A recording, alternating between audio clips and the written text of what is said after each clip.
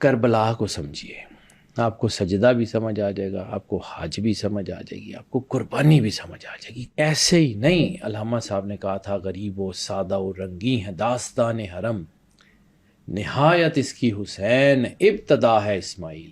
میں نے قربانی کے ضمن میں آپ کو اطیع اللہ اطیع الرسول اولی الامر منکم سمجھایا تھا۔ اس میں میں نے حضرت آپ کو یہ عرض حاجرہ، کی تھا حضرت کہ اسماعیل علیہ السلام حضرت پہ بات کی اسماعیل تھی۔ علیہ السلام کو کیوں اللہ نے مقام احسان پہ رکھا، کہ اس وقت جو ہے نبی اپنے مقام پہ موجود تھے، بی بی ہاجرہ نبی کے ساتھ زندگی گزار رہی تھیں، ان کو پتہ تھا نبوت کیا ہوتی ہے۔ حضرت اسماعیل کا سن چھوٹا تھا، اگر حضرت اسماعیل علیہ السلام کی ایڑیوں سے نکلنے والا زمزم آپ کو سمجھ آتا ہے تو کیا سرکار علی اصغر علیہ السلام کے گلے پہ تیر لگنے کے بعد ان کے چہرے پہ جو مسکراہٹ آئی ہے وہ سمجھ نہیں آتی؟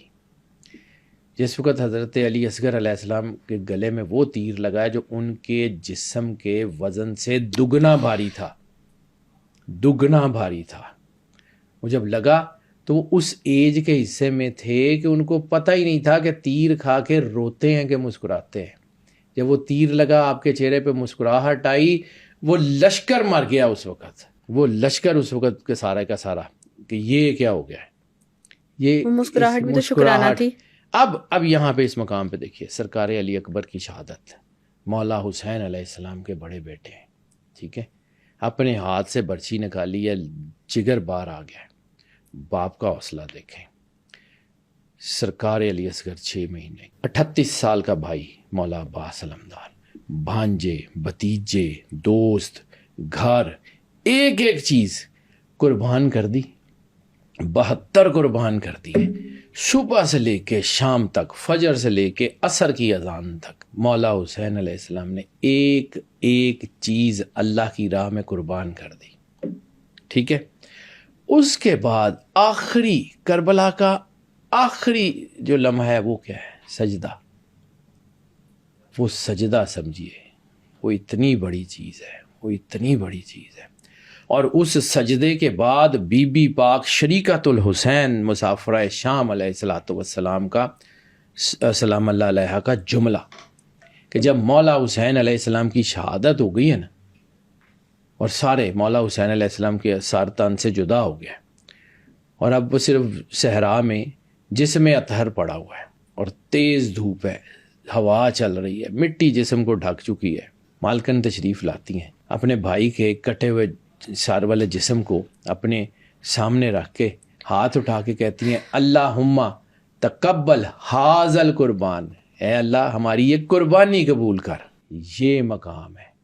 اور مولا حسین علیہ السلام نے جب سر سجدے میں رکھا ہے، اور جب مالک کو 13 ضربیں مار کے، یعنی آپ سر سجدے میں ہیں اور گردن کے پیچھے حصے سے 13 مرتبہ تلوار کی ضرب مار کے، اس خنجر کی ضرب مار کے مالک کا سر سجدے کی حالت میں جدا کیا گیا۔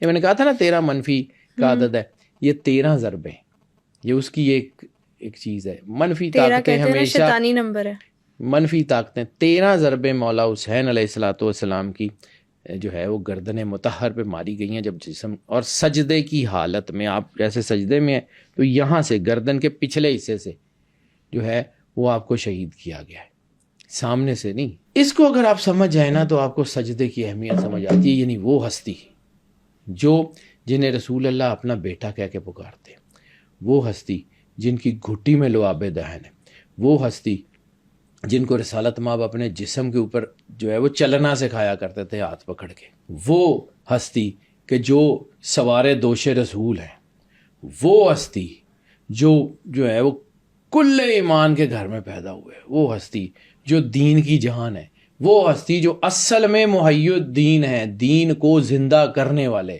مولا حسین علیہ الصلوۃ والسلام ہے۔ جب سارا کچھ ان کے اوپر گزر گیا، سب کچھ گزر گیا، پھر ان کی زبان اطہر پہ کیا آتا ہے؟ رضل قضائک و تسلیم امرک، کہ ہم تیری قضا پہ راضی ہیں، و تسلیم امرک، تیرے اس امر پہ ہم سر جھکاتے ہیں۔ سبحان اللہ۔